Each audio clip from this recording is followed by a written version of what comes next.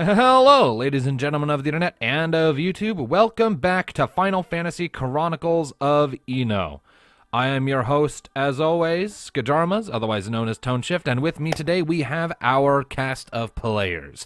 We have Hades Shadow 92 playing Thanatos, our male human Dark Knight. You're slipping, Tom. Shut the hell up. We had a bit of a technical hiccup with the first attempt at recording. We have Luminous Starlight playing Araka, the female cyborg chocobo warrior, who would apparently rather be in a swimming pool. I mean, it's a swimming pool. Freaking. We're just giving you shit. It's fine. The point is true and made.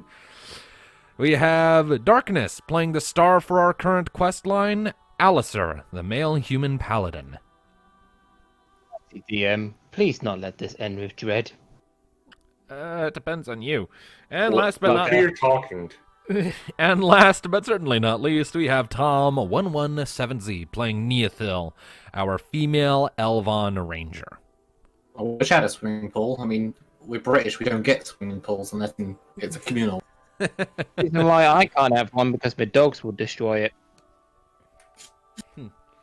So, where we last left off in our grand little adventure, the party had discovered Elizabeth Jada, one of the paladins that had been trained by Aranzir before Alistair was, who was apparently his prized pupil some time ago, before an unfortunate event involving local monstrosities known as Velkers led to her being abducted for many, many years, and gruesomely tortured on that note. Following this, the party met up with her, managed to convince her to return to the city of Garlat, and accompanied her on her way to the city. On the way, she had a brief time to communicate with the others, learn more about the party, talk to them. In the city itself, they made their way directly to the home of Aranzir, Alistair's teacher, so that Elizabeth could speak with him and get caught up, and so that he could apologize to her for allowing what became of her to happen in the first place. On their arrival, the party decided to remain outside so Elizabeth could have the conversation in private, though the party did decide to eavesdrop via Neothil to ensure nothing untoward went down, which unfortunately it did. During the midst of the conversation, Elizabeth briefly seemingly became distracted before attempting to kill Aranzir. Now, Neothil and the rest of the party quickly intervened and prevented this from occurring, and then had a very lengthy and intense discussion with Elizabeth, steadily talking her down from her aggression and convincing her to abandon this bloody course. And in the process of this conversation, they'd learned that in some capacity, Elizabeth had been in contact with Murasan, the powerful mage who seems to be in allegiance with Diabolos. It seems he had something to do with Elizabeth's freedom and release from the Velker's imprisonment. Worried about what this individual may have done, the party has decided to take Elizabeth to a local time mage known as Lazard, who would be capable, presumably, of undoing the block on some of her memories between when she was freed and waking up in the burnt-out remains of Wenlin Crossroad. They took her back to the home of her family to reunite with them before heading to a local inn and tavern to give her some space and privacy and time to recover on her own, with the intent of going to the castle to find Lazard in the morning. That is where we left off. Go away, Spy Hunter. And so that is where we shall begin. So, ladies and gentlemen, as the sun rises on the city of Garlat, you are all well rested. All HP and MP lost from the previous night's struggles are returned as you take a full rest. It appears to be a nice sunny day outside, only a few clouds scattered around. Not too bad. What are you doing? The day is yours. Well, just for that, just to remind you, Alistair would be at home. Right, okay. Alistair is at his home. Everyone else is in the tavern. Mommy and Daddy. Mummy? Mm-hmm. Are you my mummy? Are you my mummy? If we ever run into anybody here in a gas mask, I'm running. We don't have gas masks here. Yeah, same here. I am not your parent. Stop asking me. Yeah, we don't have gas masks here, which is why it would be very alarming if You you ever ran ran into into one. anybody in a gas mask, kill it with fire? Why would you have gas masks? You have magic tech. Careful. We have something similar, but they're not like typical gas masks. I mean, imagine like, something like Deviant Corp and Stalin would invent gas masks. Maybe. Anyways, so the day's yours. What are you doing, people? Well, first things first, we told Elizabeth we'd meet her out front of the castle. Correct. All right. Okay. I suggest we collect Alistair from his, well, where I can only assume his mother is singing him a lullaby so he can sleep. And check on her. Just as a heads up, Tom, you're coming through kind of roboty. Don't know if there's anything you can do about that right now. Just a heads up. Yeah, I only caught bits of that. Sorry. I said, let's collect you and pry you away from your mother's lullabies and collect Elizabeth. Yeah, you don't have to explain it all again. I did hear that. Don't worry. I understood what you're Stop, saying, stop. but it is very distorted. So maybe reset your connection. That's what usually There's fixes not it. much I can do with that. It's been slow for the last couple of days. It's BT. But anyway, I was probably just getting all ready and to move out and let everyone else know. All right. All right. Well, you all make your way out from the inn and tavern, comb your way through the streets, and soon enough you arrive at Alistair's home. And Alistair, as the party so dutifully noted, I'm waiting outside. Yeah. Oh, okay. Yep. You're waiting outside after a lengthy morning of just kind of talking with Mom and being given lots of breakfasts. She's very pleased Must to have fatten you you home. up. She was very pleased to have you home, and she was a little alarmed when she saw that you were looking like a little tired or scraped up from your brief scuffle with Elizabeth the previous night. So you had to spend a little bit talking to her about that and assuring her everything's fine. I'm not dying. Everything's good. We're cool. We're okay. It's just another day in my life. So, yep, Alistair, you're waiting out in front of your place when you see the rest of your companions coming up. Morning, everyone. Had a nice, easy sleep. Yes, I'm sure Nee enjoyed not waking up to a certain little thing telling her good morning. Yeah, probably best. I found him in my room again. It got out again? It has a habit of doing that. I'm never Beyond coming back that. to your place, ever. He wouldn't hurt you. He's just curious. Yeah, they're always You know what they curious, say and about Imagine. curiosity, Alistair? Well, it won't kill him because he is fast. He's not a cat. Also, Mika frowns at you, Thanatos. Her tail switches a few times. I didn't. Was I talking to you? You thought it. We all know can't the prove that. phrase. For shame. We don't need to prove it, we know you. You have no legitimate proof unless Mika here has somehow learned how to read minds, which I hope not. Let me check her list of spells real quick. Please say yes. Damn, no mind reading spells. Good. Bugger. So, I mean, we only have our entire adventure up until now, multiple months of testimony. quite. Now, speaking of magic, Mika, are time mages as odd as blue ones? Not really. I mean, they can be a bit eccentric because, you know, they screw with time. Blue mages are mostly as weird as they are because you need to be a special kind of crazy to willingly let yourself get hit by the weirdest and strongest monsters in the world just to learn how to hit them back. Full of magic. What? You know, people who get pleasure from being hurt. Masochist. Right. I didn't make out half of that, but all right. Oh,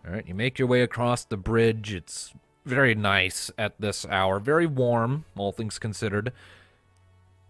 A nice salty breeze kind of washes over from the ocean just up ahead. It's very nice and pleasant. You can see a few people in, like, canoes and kayaks and little rowboats kind of going this way and that in the river down below, making their way through the arches that hold the bridge up. Hmm.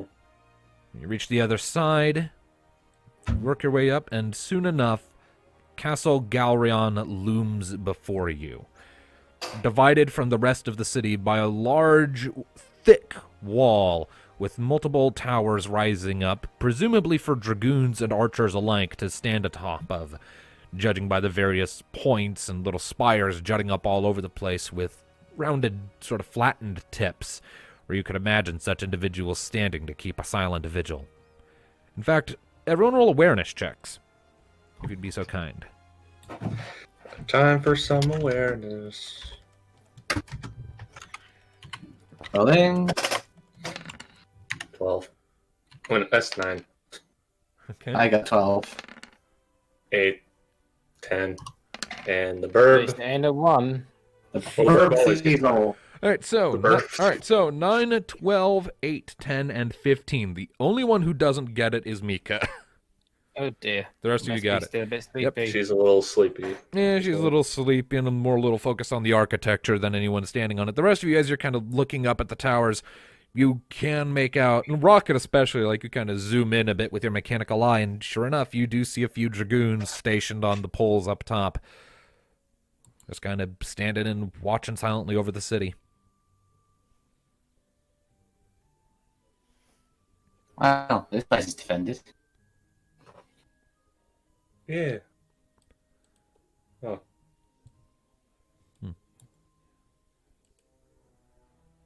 All right. I don't think we have much more to say about that. It's just Yeah, people guarding the whole.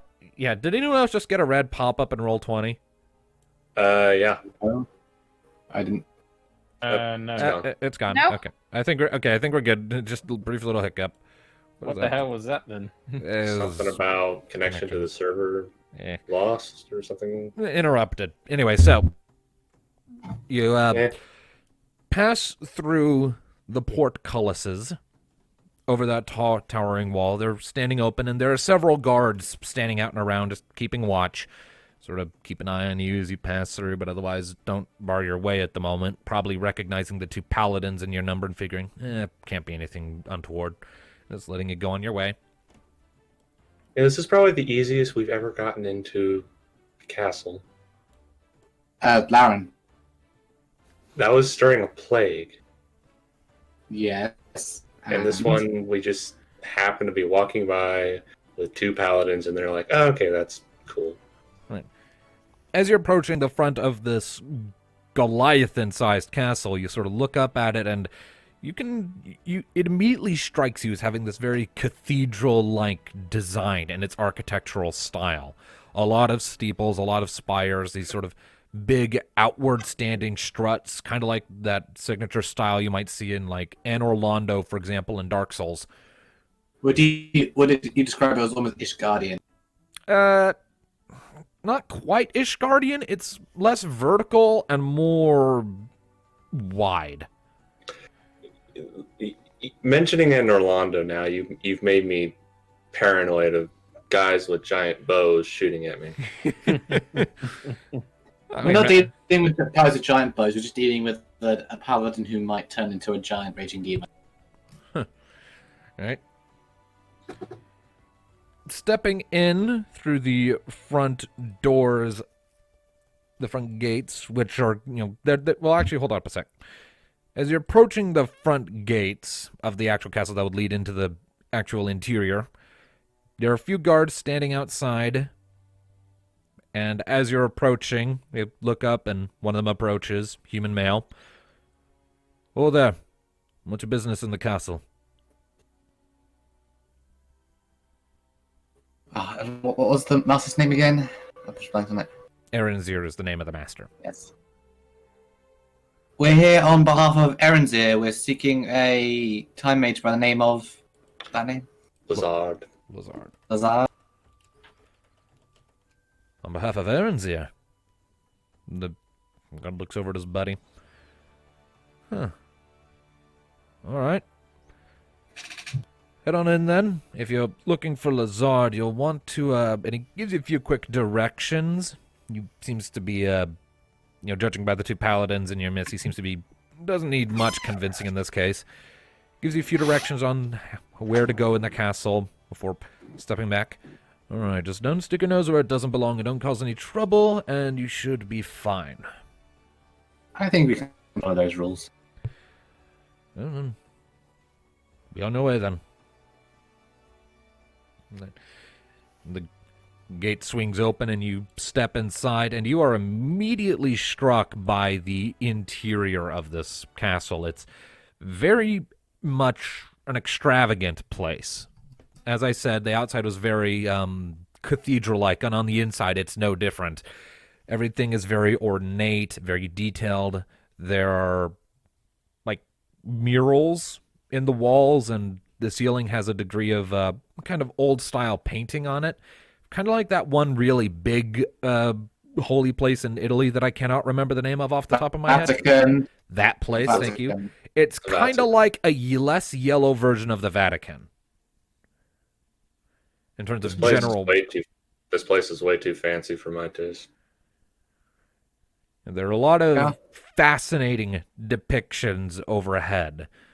A very large amount of it seems to depict various origin stories and even a depiction of when the gods themselves revealed themselves to mortal kind. You can see this image of a great sea serpent, Leviathan, rising up out of the ocean before the city of Gaurion itself, looming over these three people who are looking up at her with awe and wonder and shock. And it keeps going. It's almost like sort of a blending story as it goes. Out of curiosity, are there any depictions of Diablos? You're not seeing any. You're seeing the occasional little shard of amber here or there, usually depicted as the heart of some recently vanquished evil, but no direct depictions of Diablos himself. What about Phoenix? Phoenix? You do, actually. As far as depictions of Phoenix go, it's closer towards the start of the mural, closer, close to the entrance, where you see the sort of the shriveled up remains, sort of feathers, very wiry and frayed, body decayed, lost much of its color, lying amidst the corpses of a few others. You see a tower of shrapnel and broken metal that you can only assume to be Alexander. You can see the broken down and twisted and mangled body of some sort of white-skinned being with no face and large feathery wings that has been mauled and broken and twisted amidst seemingly shredded earth, with the rest of the known deities standing in the background looking on with sorrowful faces. That's morbid. Indeed. Yeah. That is pretty morbid. That it is. That's loud. No. But yeah, so you make your... Guardians really like to show your reverence for the gods, don't you? As the Yep.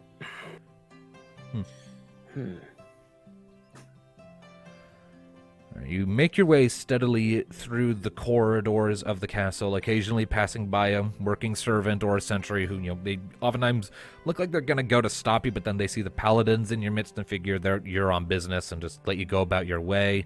Some do slow down to keep an eye on you as you're going, but none move to stop you or intervene or anything. They seem convinced by the presence of two paladins that it's none of their concern and to just let you do your thing.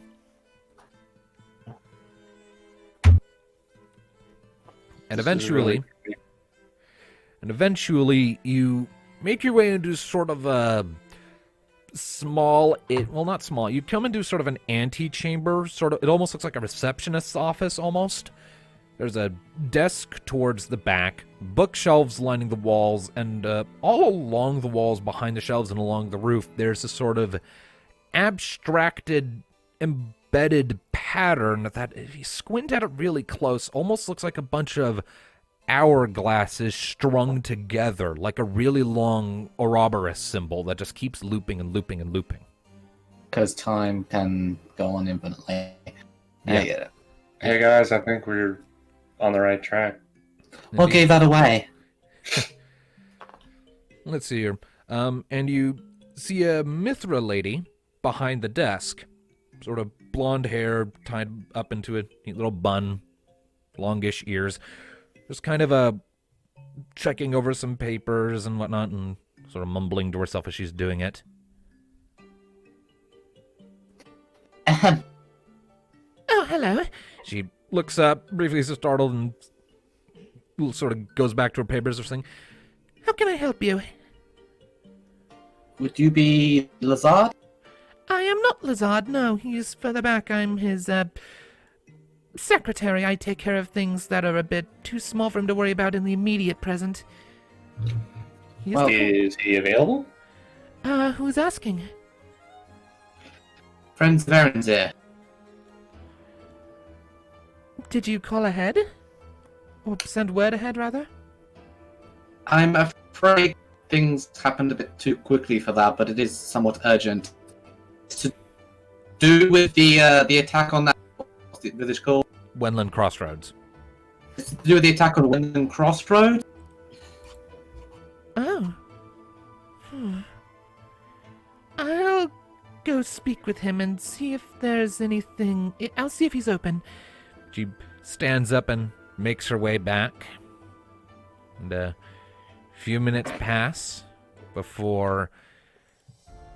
Let's see here. Before the door opens again and she comes back out and says, Yes, he's available. He'll see you. Head on through here. Do please mind your manners. He's not necessarily a strict man, but he does so and not like it when people are rude.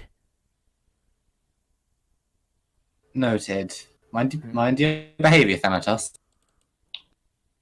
I love how you immediately point to me. Why wouldn't I? What? well, anyway. She took the words right out of my mouth. Yeah, laugh it up. Come on. All right. Okay. You make your way in, and you pass through another corridor. And as you're going, you sort of look around for a bit, and it's odd. This particular corridor doesn't have the theme of time like the previous chamber with like the hourglass robber symbol. This one's more... It looks almost more space-themed, almost. You can see like illustrations of constellations along the walls, and Time and space. indeed. The wall sconces burn with an oddly uncolored, all the various torches that are sort of on the walls have these silver flames that are burning instead of orange or blue or any other magical color. They're just silver, colorless fire that guide the way. And it's weird. As you're going down this corridor, it feels almost like you've been walking down it for an age, yet you've only been in here for a minute. If that. Am I? You know- Is it you me, know- or am There was a book about a time traveling madman I read once. It feels kind of like that. You go for a little bit longer, and it's starting to feel like it's taking longer and longer to work through this corridor when it's only been a short time. You're sure you just stepped in here.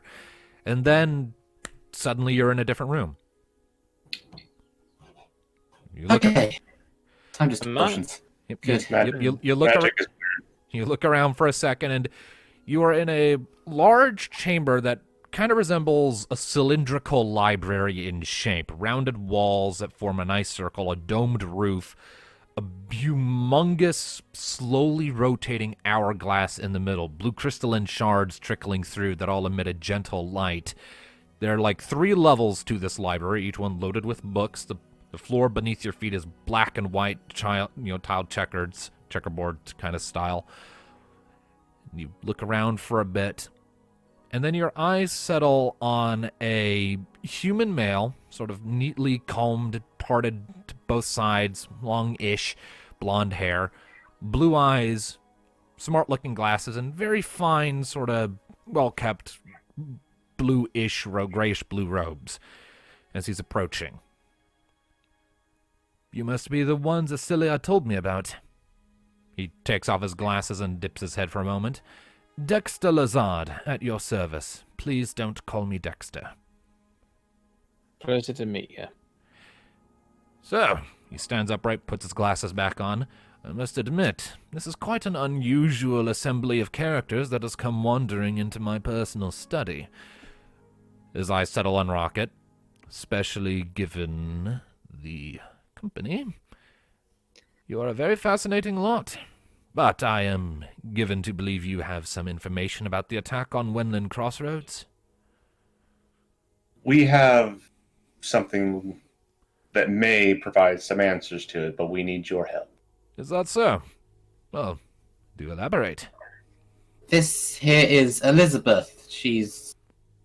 Was a paladin. She was at Winland Crossroads, but she cannot remember the events. Is that so? She nods. Yes. I woke up in the village just after it was burnt to the ground. I don't remember anything that happened before that, or how long the gap in my memory is. Any ideas to why you cannot remember? It's a long story. There is potentially a mage involved by the name of Murasan. I'm not sure what kind of mage he is specifically, but only that he's very powerful. Are you suggesting that perhaps he blocked her memories, or tore them out of her head, or... Saying so would be an assumption. Well, there are numerous natural reasons for memories to fade. It just comes with the territory.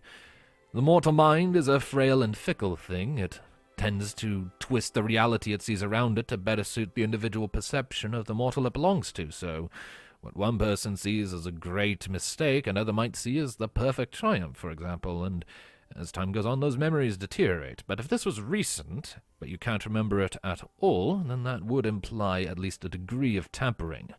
Either that, or something a bit more mundane, perhaps. Was there some traumatic event involved? Were you in the village when it was attacked, or do you think you arrived after? I'm not sure. Do you have any personal connection to the village? You could say that. Cryptic. Well, if it meant something meaningful to you and you were there when it was destroyed, it's possible that your mind, in an attempt to defend itself from painful emotions, sheltered you and repressed those memories so that they wouldn't damage you any further. Now, that is, of course, an assumption I am making at this point. There's not a whole lot to go on. The reason I am explaining all of this is because memories, just like the mind, are a fickle thing, and tampering with them in too direct a fashion could be potentially dangerous to their owner.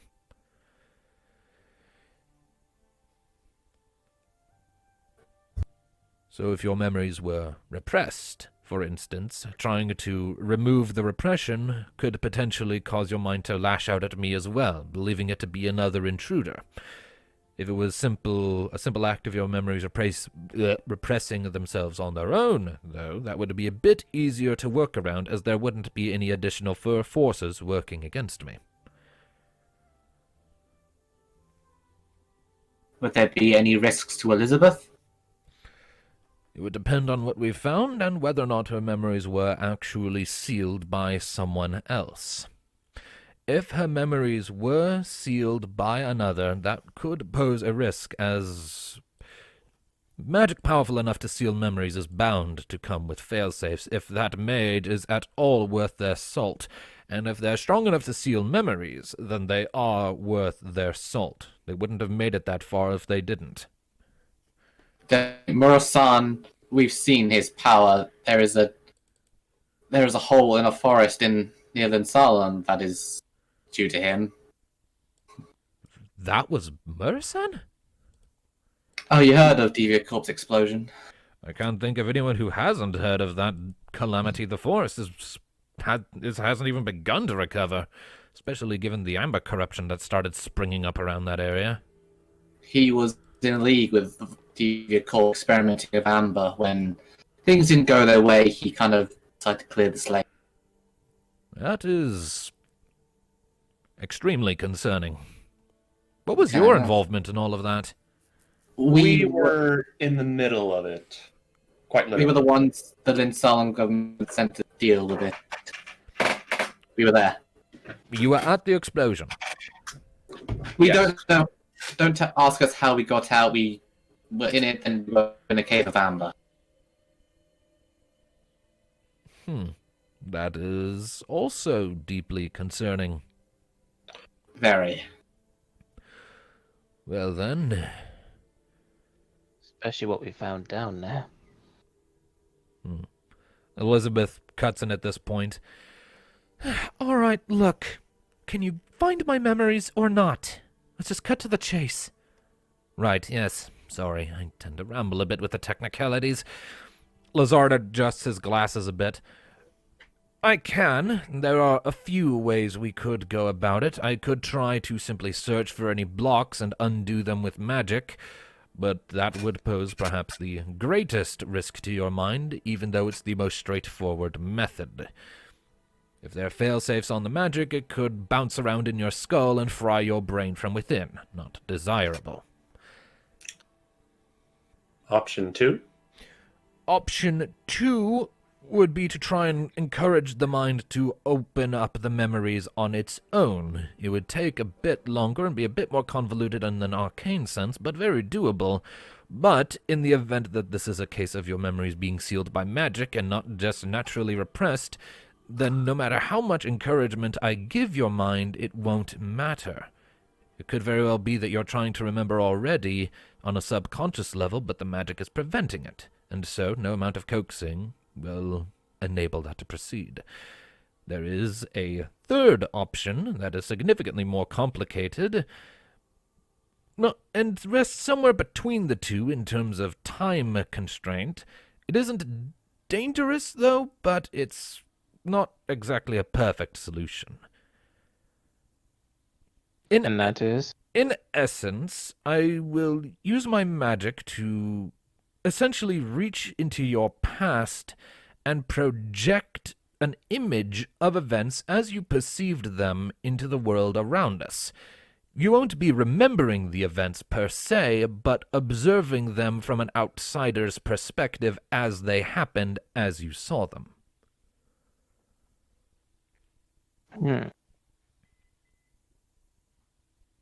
What about when you get to the point where her memory's cut off? The projection continue? The projection would continue, yes, because it's not her mind trying to remember the memory. I'm basically making a copy of the events and projecting it as a tangible illusion in the material world. It's very complicated to explain. It actively involves the namesake of the type of mage I am. Time, reaching into the past. Is it the most safe option? It is, but it will perhaps yield the least desirable results. As these won't be your memories, they will be a projection of them that you'll then have to recommit to memory. I think the choice is Elizabeth in this case. Indeed. And what about if these memories were suppressed by Murasan? Well, if they were, then in this case there might be a touch of resistance, but not nearly as much as if her mind were actively trying to remember them on their own. Such failsafes would conventionally be designed to ensure that the rememberer can't call on that memory, but if it's not the rememberer, then that's just an extra failsafe that would frankly be more work than it would typically be worth. I know it's Elizabeth's choice, but would it be possible to try all three options, starting from the most safest to the most dangerous? What do you think, Elizabeth? It's entirely your choice. I'm not exactly keen on having my brain fried from within. So we'll go with option 3. Maybe there's something I saw but didn't notice that the others will catch. Seeing as they, she glanced at everyone else, have apparently met this Murasan man before I ever did. Unfortunately, yeah. So how are we supposed to do this? I have a few empty rooms just sort of set aside for practicing particular spells. One of them should suffice. Follow me. Lazard turns and starts making his way up one of the flights of stairs. And Elizabeth follows after him without hesitation. Alright, let's go and make sure things go smoothly. Do they ever go smoothly? And now they won't, thank you. About Thanatos. I'm just being realistic, Nee. All right. I just really hope it doesn't have to result to option 1. All right, you follow them up the flight of stairs, and again, your sense of spatial awareness kind of gets distorted as you're going up. It's very weird and very disorienting. For a moment, it feels like you're walking upside down, and then you're not, and your brain is doing backflips trying to figure out what the hell's going on with your senses in this place. Mika, what is with this place? Mika's going to roll a lore everything check.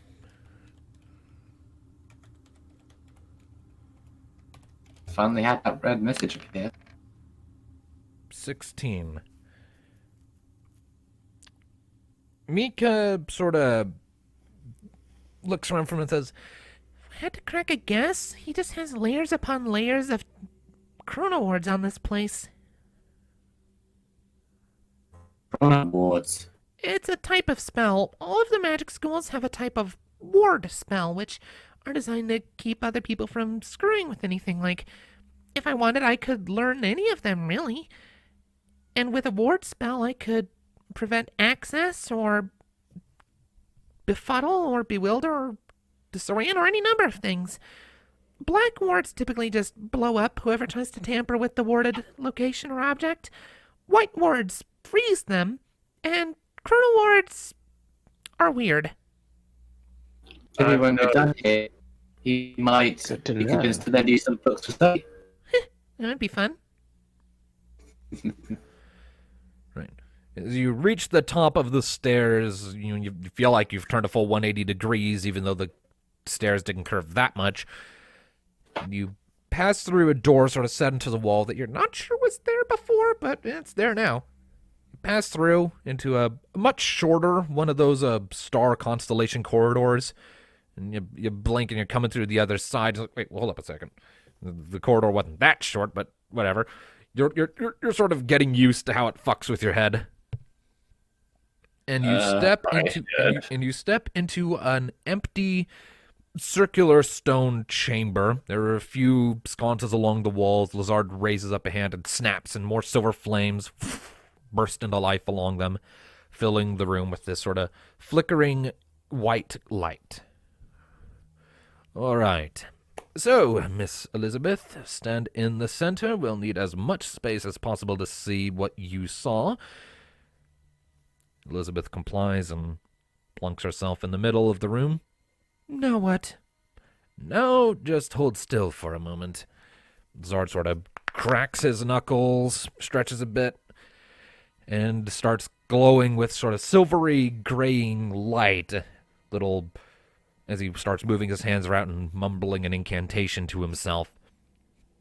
A few seconds pass and the silver flames on the torches flare up a bit brighter and a bit more intense.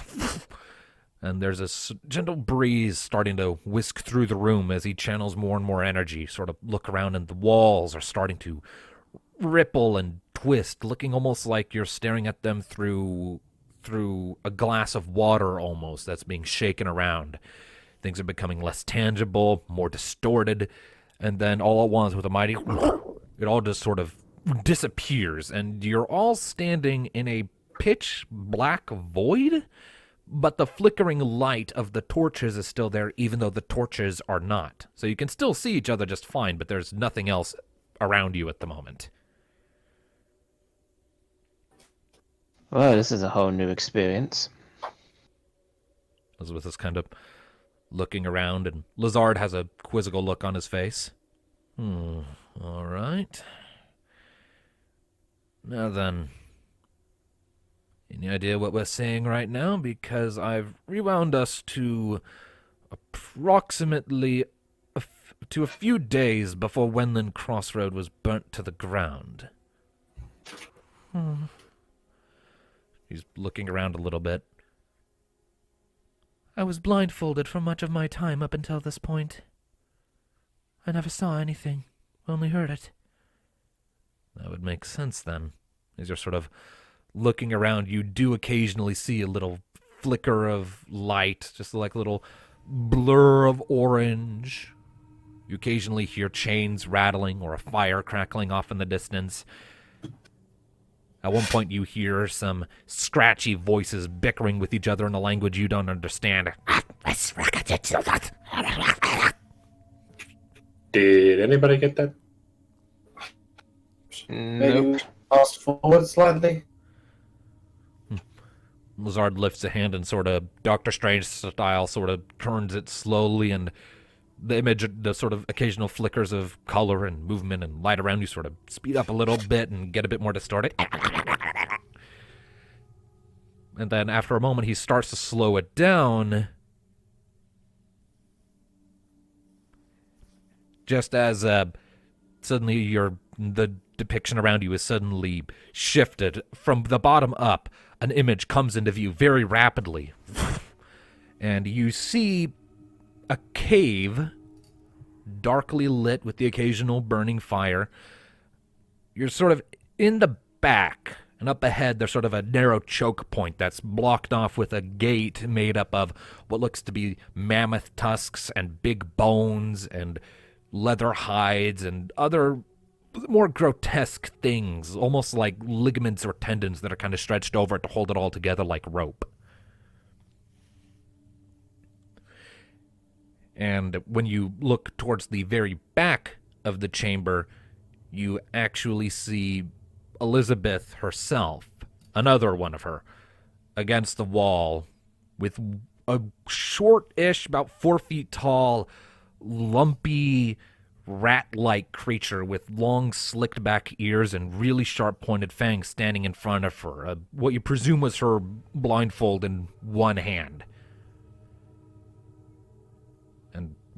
And current Elizabeth is visibly paling at the sight, and you see that the one in the memory is chained to the wall, completely bound, can't move. And she looks up, and her face is covered in dirt and smears and bruises, and she just looks awful, emaciated in her own armor. Elizabeth, did this happen before Murasan appeared, or are we too early? I think this was right before. Okay.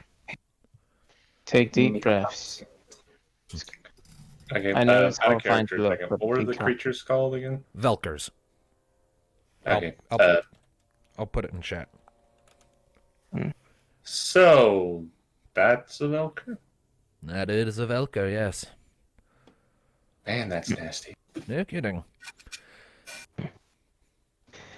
I know it's grim to look at, but deep breaths and keep calm. Remember, you're not there. We're just seeing it. What You can't watch, see. right? You watch the Velker cast aside the blindfold to one side of the chamber and sort of reach into a pack it has at its side and pull out what looks like a partially cooked drumstick of meat, like a bone with like a lump of meat on it, and it sort of like starts moving it up towards Elizabeth's face, and you get the impression that this was one of the moments when they were feeding her to keep her alive. She doesn't, however, take any bites. She's just staring at it defiantly. A few seconds pass. You see Elizabeth visibly tense up, the current one, before in the memory the Velker suddenly backhands her hard across the face with an echoing smacking sound. She keeps her head off to one side, doesn't pull herself back into position. The Velker lets out this irritated little snarl and sort of reaches out, grabs her by the chin, forces them to eye, and presses the drumstick up to her mouth as if trying to force her to eat it. And a few seconds pass her sort of struggling back and forth. And you can see that Memory Elizabeth is struggling more and more, actually starting to make protesting sounds and snarls and grunts, eyes squeezed tightly shut. And then there's a brief flicker. The Velker goes absolutely still. And then there's a spray of blood out the side of its neck before it falls limply to the ground in a heap. You know, as much as I don't like Mura-san, I felt could deserve that. That was quite the clean kill. Goodness. Memory Elizabeth is gasping for breath and looking at the Velker corpse in confusion and looking around for the source of whatever did that.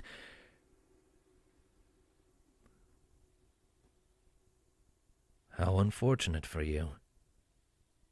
You all turn and you watch as the familiar form of Murasan, blue robe, face obscured by his hood, emerges from the darkness of the back of the cave. Just as if materializing. Yep, that's him. Memory Elizabeth looks up. What? It is quite an unfortunate fate you've found yourself forced... Forgive me. Quite the unfortunate fate you are forced to endure, isn't it? Who are you? I'm a friend. No one you need to be afraid of. Murasan steps forward and sort of gets down on one knee in front of her.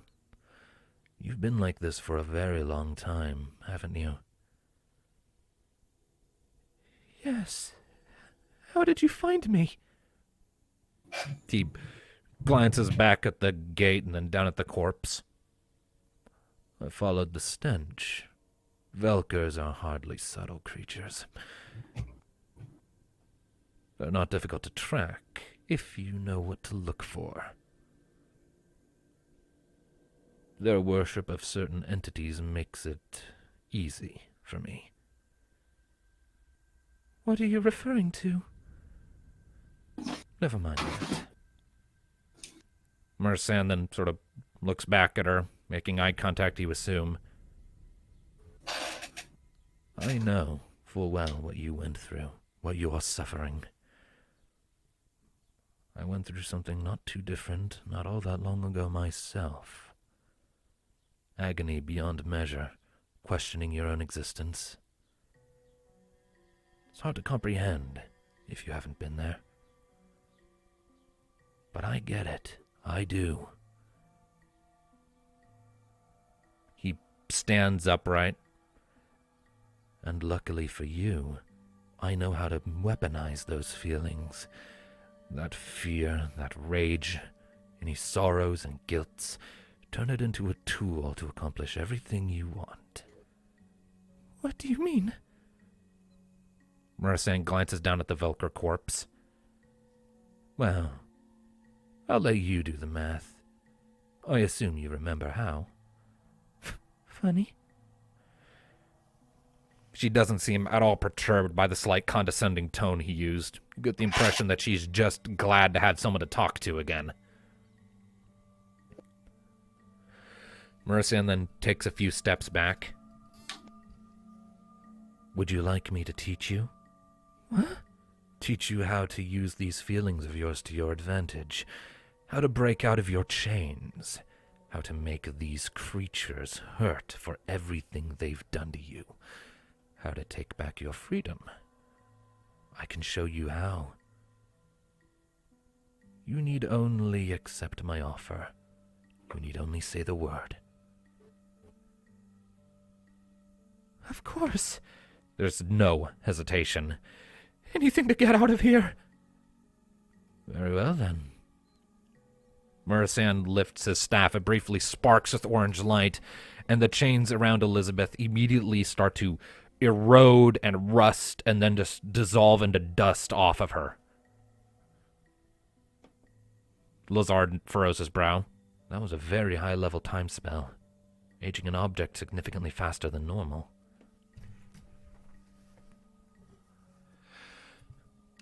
Elizabeth, in the memory, slowly rises to her feet, shaking terribly as if she's not even used to having her own, carrying her own weight anymore. Stumbles a bit before finding her balance. She looks up at Murisan for a moment, and you get the impression, you can almost feel it in the way the memory around you sort of brightens up, that you get the feeling that he's smiling at her.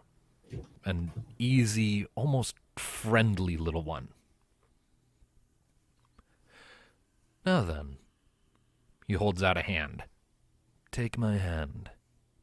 I'll guide you through it. Elizabeth steps forward, reaches out a hand, and hesitates for a moment, giving Murisan one more curious look before taking his hand in her own. The vision around you suddenly flickers and distorts. There's this deafening static that burrows into your heads for a moment. Yes. Before fading away, and Murisan releases Elizabeth's hand, and the image around you is starting to turn red. The shadows are getting darker and longer. Well, the lights are getting brighter, but shifting to the color of blood. I have a bad feeling about this. Murisan Not the only one. Murisan takes a few steps back. Very good. As long as you feel that, there will be nothing that can stand in your way. He then steps aside and gestures for the gate. Now go on. Use what I've given you. Make them pay.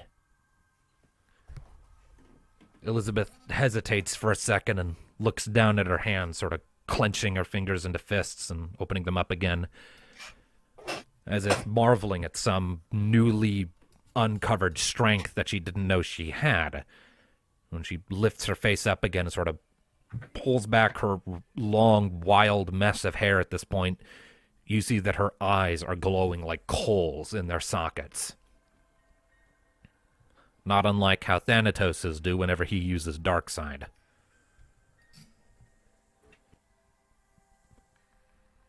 Dark magic. What it looks like.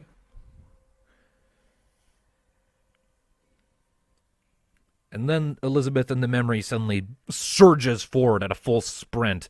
This long, harrowing, agonized scream tearing past her lips as she slams her shoulder into the gate that had kept her sealed and just powers right through it. It splinters, the bones and tendons and everything just shredding under her weight as she barrels through. Into a new chamber, the vision follows along. The chamber you were in immediately fades into view as Elizabeth passes into a much larger one, and you see a lot of Velkers in this room. It is a colossal chamber, almost a subterranean city by the looks of it. Little basic squat box-shaped houses cut out of the stone, little crystals of orange light that keep things illuminated, a big pit in the earth in the very center with a really unhealthy-looking lake at the bottom. And a lot of Velkers kind of scurrying around, many on rooftops looking on in surprise at this new arrival. Elizabeth lets out another scream before charging forward, new shadowy wisps drifting off of her body towards the first Velker she sees. She jumps up, grabs one, and it immediately crumples under her weight as she presses its face and head into the dirt, and it just pops like a grape.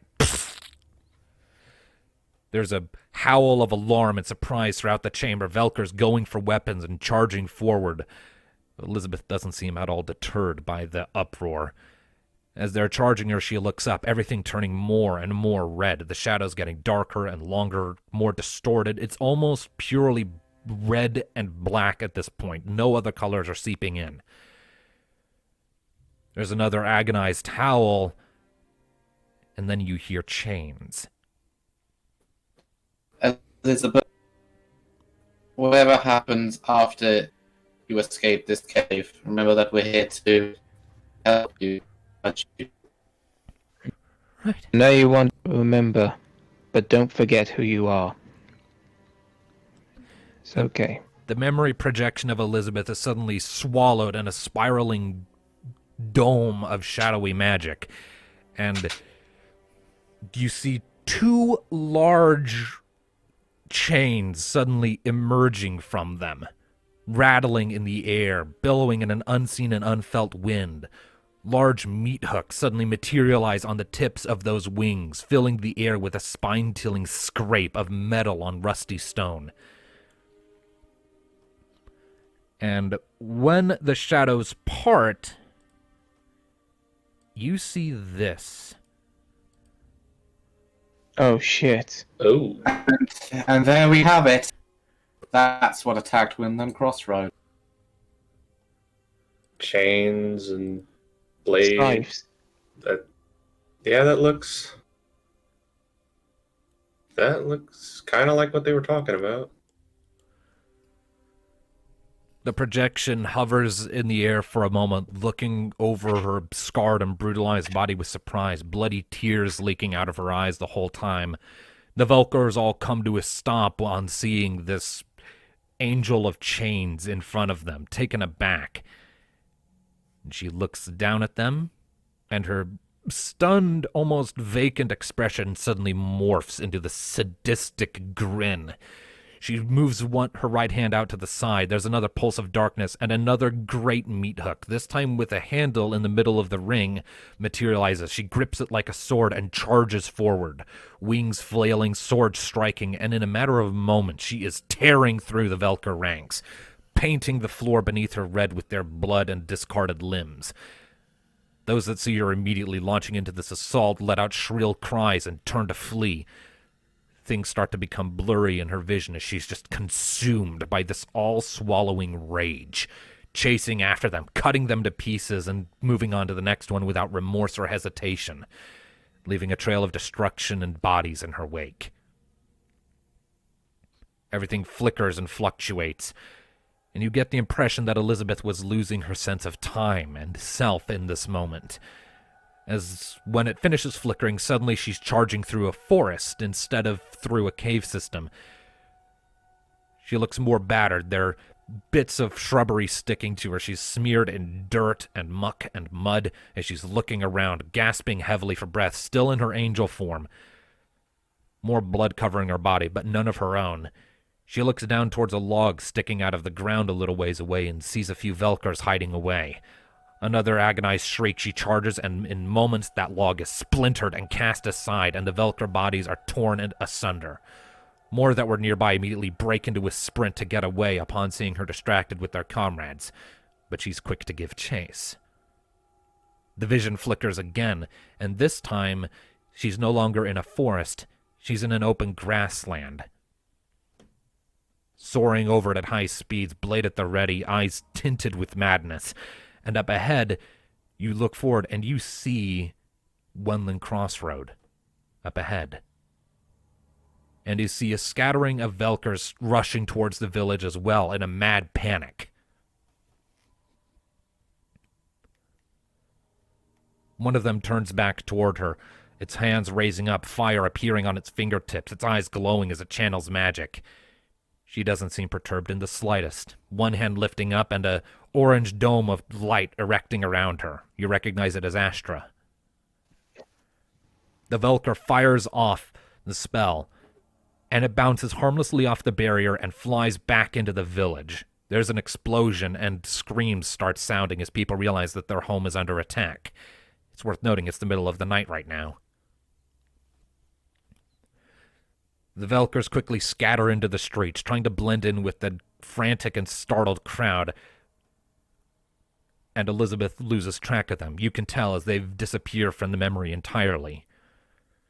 She looks around for a moment, seething with rage, everything still red, before lifting her hand up and surging forward, blade swinging through the nearest home, and it immediately bursts apart into splinters, and you see a family of 4 pretty much cut in half all at once, along with a Velker that had been hiding behind the home.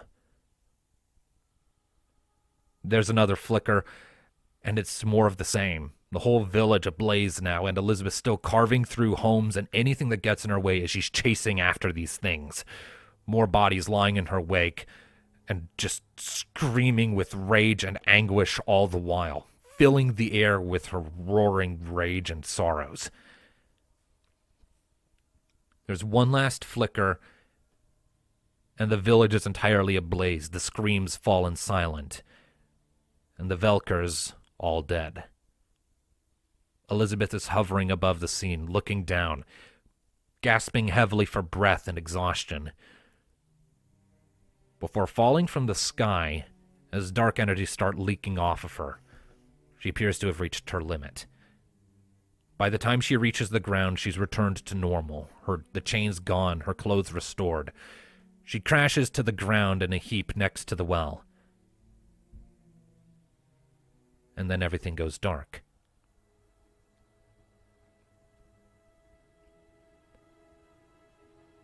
A few seconds pass.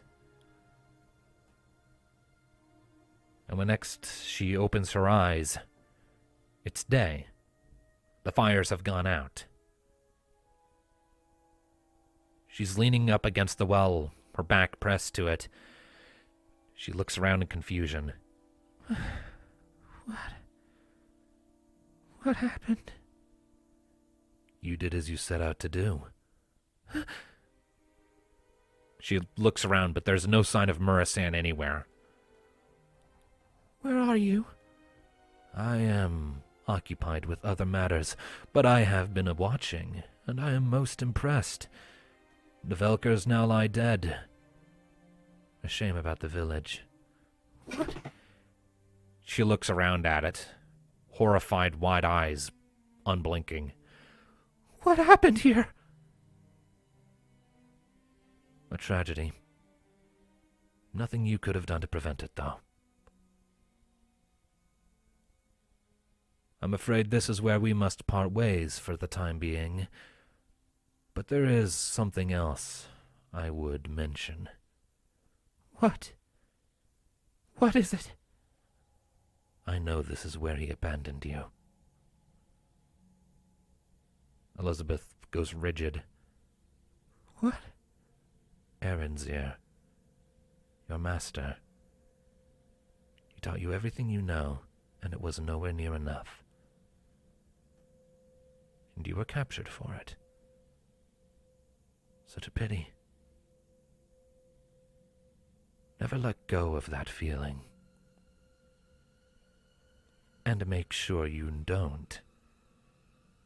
The air in front of Elizabeth ripples and shifts, and you watch as an image of Alistair appears. One fist on his hip, his other holding his staff next to him, standing tall and proud, a big smile on his face. It seems your good master saw fit to replace you. What? Do with that as you will. Just don't forget how it feels. The voice falls silent. Elizabeth looks down for a second. When she looks up again, her eyes narrow with rage, and a guttural snarl slips past her lips as she grabs her sword and swings out at the apparition. The moment she does, it disappears from view, fading away like mist. A moment later, Lazard lowers his hands, and the chamber restores to normal, the memory dispersing.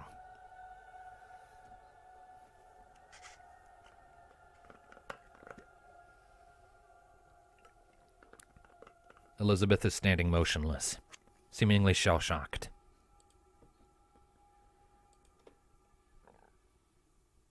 That was his price. A weapon against us.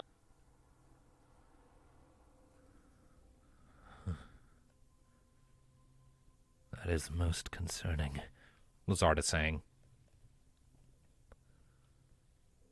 This isn't the first time he and his master has done this to people. Though before it's been with Amber. Has this transformation of yours happened since?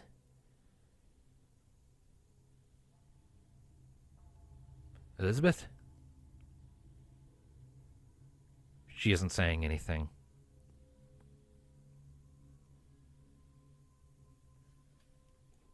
That was magic. That wasn't exactly you. If anyone would know, it would be Thanatos and you, Kyle. Is this what you were talking about, Caius? A few seconds later, there's a small swirl of darkness and Caius appears next to you. It would seem so. Elizabeth's eyes latch onto him in surprise, and Lazar jumps back. What in the hells? Where'd he It's come okay. from? It's okay. He's a friend. Indeed. Put things plainly, he's Thanatos' version of what we just saw, though we've got a handle on him a little while ago. Friend might be a bit of an exaggeration. Ally, though, yes. Shut up, Caius. You're basically me.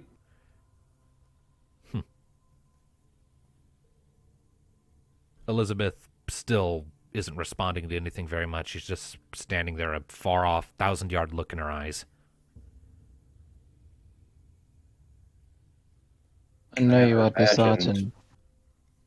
I never imagined it could be used like that. Every dark side manifests differently. Depends on the source. He took her pain, her fear, her hatred, all of the pain she felt from those things, and twisted it. Twisted her.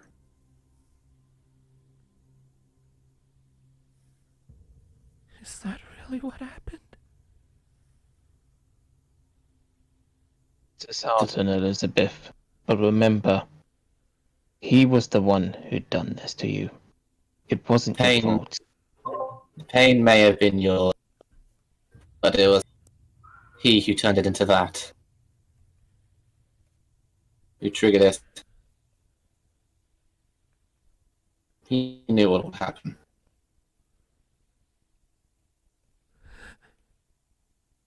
But you have the choice to be better.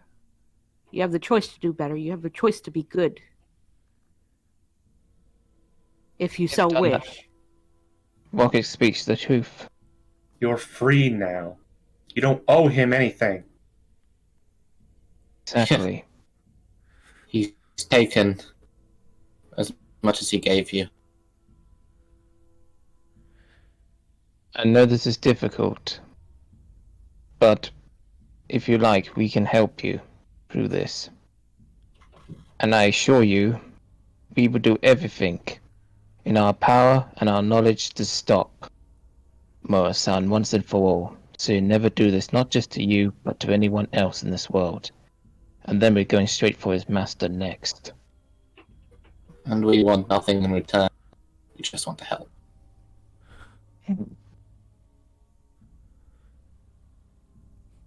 Because at the end of the day, you're still only human.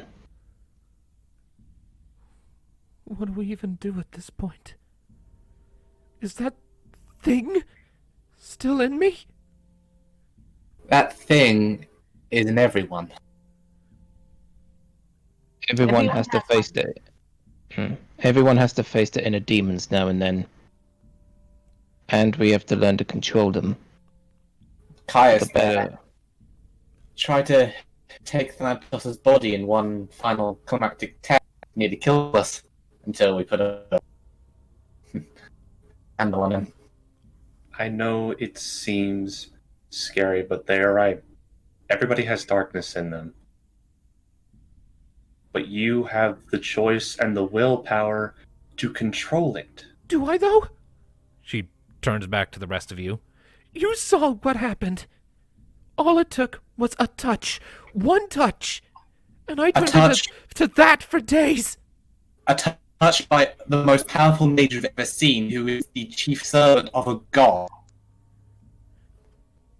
And frankly, the fact that you're here, that you're expressing these emotions, that you're reacting the way you are, shows that you do. Because if you had no control, no remorse, and you were still that, you wouldn't be feeling.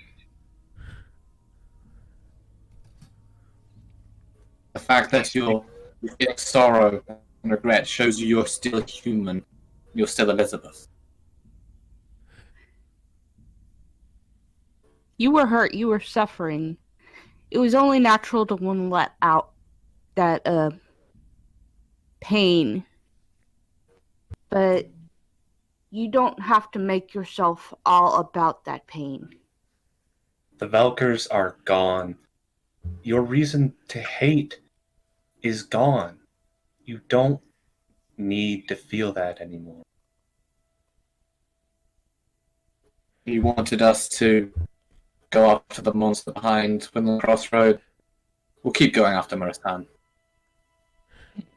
But you're not that monster. Right.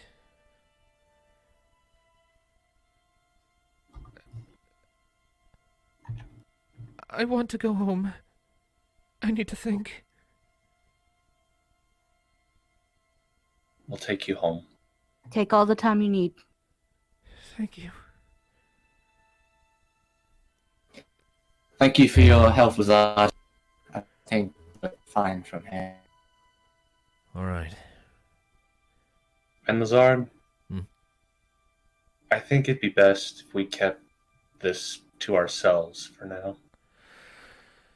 I can't make any promises of that. If the king comes asking, I must answer. And we expect you to tell the truth. That the Lord Paladin of Gallian was manipulated and affected magically by a very bad person. She's not responsible for this. Maybe she isn't. But I can't help but worry that the storm isn't fully past yet. If he took an interest in her once, he might again. They'll have to go through me first. And me.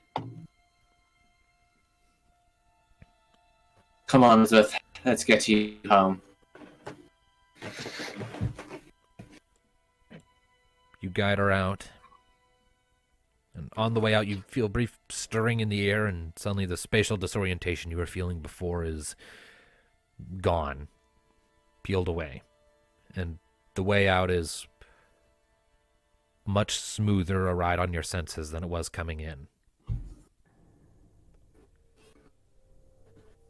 And you step back out through the door into the receptionist's office. You kind of hear a brief little ringing sound behind you. You glance back and you see a little shimmer in the air over the corridor you just exited, and you get the impression that Lazard was dropping the chrono wards while you were exiting to not disorient you any further.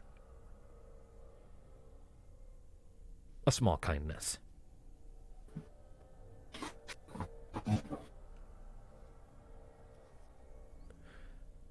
The rest of the journey through the castle is made in silence. Elizabeth doesn't say a word, and more often than not, she's just staring down at the ground. Eventually, you step back out into the open streets. You pass through the portcullises, and you're back in the city. What do you do now? Come on, let's get her home.